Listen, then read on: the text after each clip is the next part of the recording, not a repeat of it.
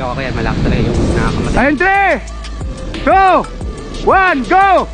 So ito na naman tayo mga ka-90s. Welcome back to my blacklist. So ang scenario is skirmish, PPCs. So 6 sila, 3 lang kami.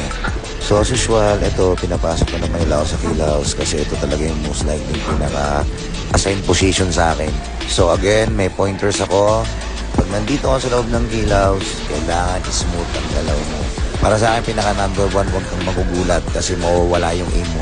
Lalo doon sa mga newbies.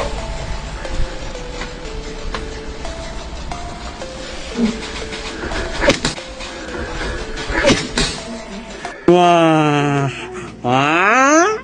gulat ka na. Hit ka na.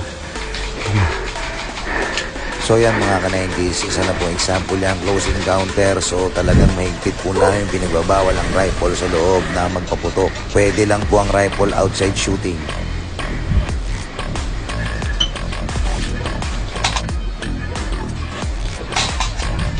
Holi होली साजना धीरे धीरे बालमा ओ हो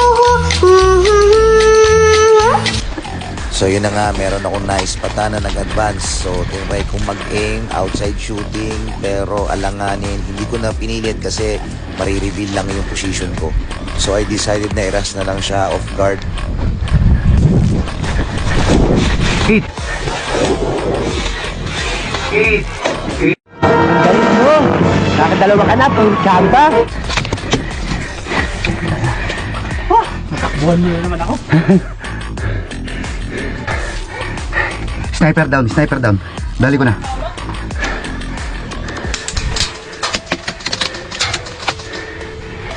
Malaking paleta, gitna. Tapat ng gilaw sa malaking paleta. Isa. Actually kanina alam kong may kalaban talaga doon pero masyado kasi silang nakabaon. So sinamantala ko yung pagkakataon na yun.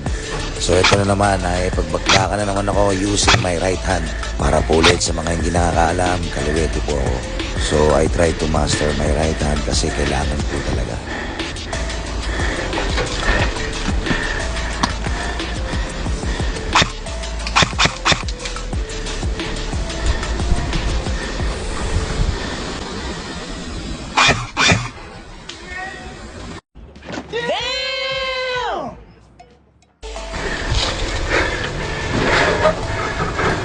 Down na, malaking paleta, down na.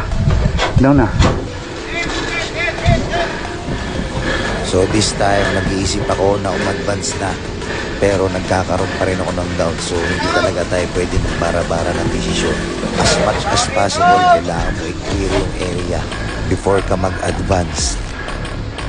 Visual kayo, visual kayo. Radio check, radio check. Tatlo na down ha, tatlo na. Ito pa palang isa. So as a team, malaking bagay yung radyo. Sean, may visual ka, Sean? Sean, may visual ka? Pakibantay, advance ako.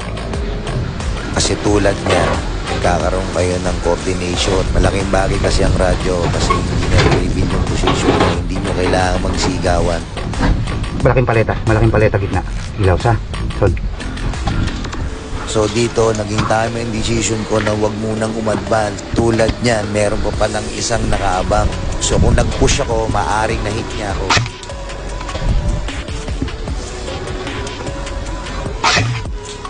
Ang galing mo, Andoy. Ang galing. Hit na. As of now, 4 na yung down. Alam ko, isa na lang ang natitira dahil maaga ding na-hit yata yung isa nilang kampi. Hit na yun, hit na. Sean, hit na. Isa na lang yan. Unahan ka na. Sige, bantay ako ha. So dahil nag-iisa na lang yan, sure win na to. Pero syempre, hindi pa rin tayo pwedeng magpakampante dahil hindi naman natin alam kung anong exact location ng kalaban. Kaya kailangan pa rin natin mag-ingat mga ka-90s.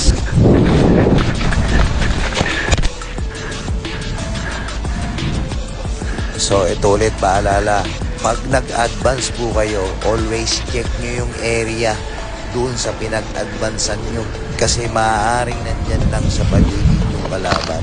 So sa part na to, we are trying to encircle the enemy. Kaya si Brother JB dyan, nag-left lang para hindi na rin makaikot ang kalaban.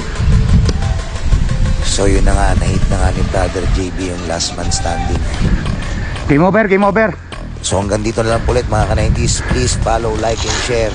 Thank you!